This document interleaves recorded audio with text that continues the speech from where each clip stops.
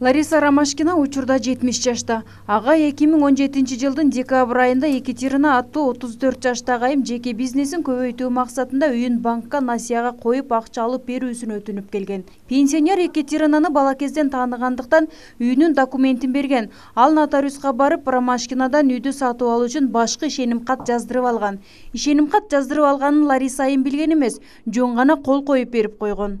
Я приезжаю в госрегистр, мне говорят, а ваша квартира продана. Кийинчерээк мамлекеттик каттоо бөлүмүнө барып, менин үйүм сатылып кеткенин уктум. Мен 13 январда документти берсем, 18 январда эле үйдү сатып жибериптир. Анан мен дароо эле арыз жазып Сулайман Тоо милиция бөлүмүнө алып бардым. Ал жакта арызым 2 ай каралбай эле жатты. Эч кандай реакция кылышкан деле жок. Андан соң мен прокуратурага жаздым. Дагы деле эч кандай кабар жок.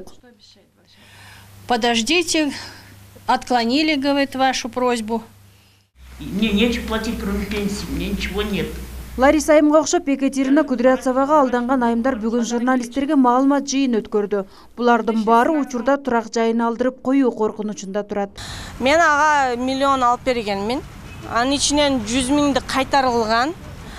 Азыркы где-то 3 ай төлөдү. Төлөп туруп, уже анан кийин акчасы уже болбой калды, төлөй албай калды.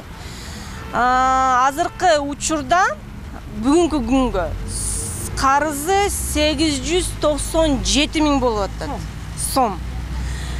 Аны банк бизге неме кылып атат, төлөгүлө деп. Банкка биз мындай фальсификация документ чыгып атат десек, алар айтып атат, биз билбейбиз эчтекени, ал уже уволен, бизге келип Кудрявцева Елена туурасында вообще сүйлөбөгүл деп атышат. Жабырлануучулардын айтымында Екатеринага алданган адамдар күндөн күнгө көбөйүүдө. Ал банк кызматкери болгондуктан ага ишенүүгө болот деп ойлошкон. Жасалма документтерди пайдаланып атайын жалгыз бой же пенсия жашындагыларды алдаган. Я узнала, что весь кредит она оформила на меня.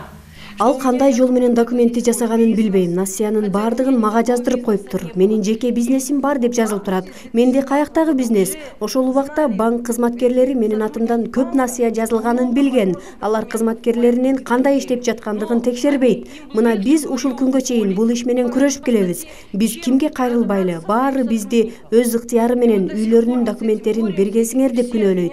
Ооба, чындап эле биз өз ыктыярыбыз менен бергенбиз. Биз кайдан билели бул кыз алдамчылык менен алектенерин? Эми банк менин 2 үйүмдү алып жатат. Ставит в такую ситуацию, что сейчас в данный момент банк забирает у меня 2 квартиры. 10 жылдан бери насыя берүү бөлүмүнүн башчысы болуп иштеген кызматкери жөнүндө Кыргызстан банкынын Оштогу жетекчиси маалымат берүүдөн баш тартты. Ал кандай жол менен жумуштан четтетилгенин да айткан жок. Мен ага жооп бере албайм. Мен бул жерде СБТ иштейм. Бишкектен уруксат алып туруп мына кылсаңыздар болот. Основной Бишкек заниматься этет.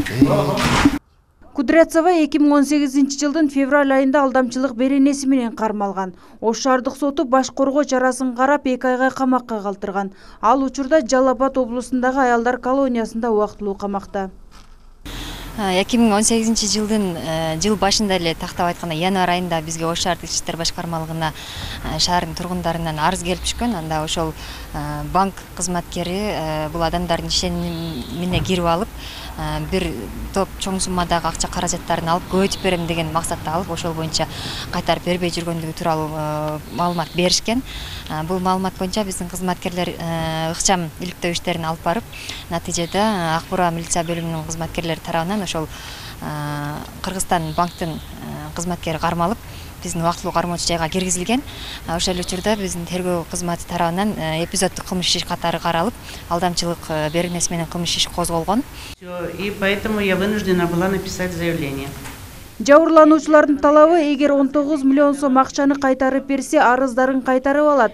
Болбосо ага мыйзам жолунда чечим чыгарылып, камалуусун талап кылышат. Сот 16 апрелге белгиленген. Фероза Шымбаева, Айбек Үсөнұлы, жаңылыктар. Она называла имена даже. Говорила подполковник.